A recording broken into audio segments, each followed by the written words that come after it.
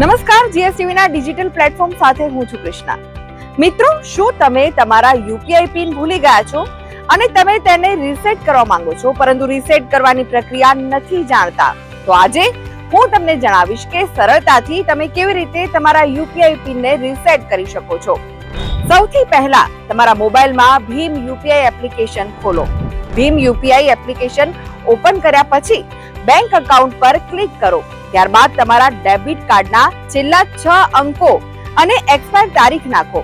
એટલે તમારી બેંક સાથે લિંક મોબાઈલ નંબર પર વન ટાઈમ પાસવર્ડ એટલે કે ઓટીપી આવશે. હવે તમારો નવો યુપીઆઈ પિન એડ કરો. ત્યારબાદ નાખેલા યુપીઆઈ પિનની પુષ્ટિ કરો.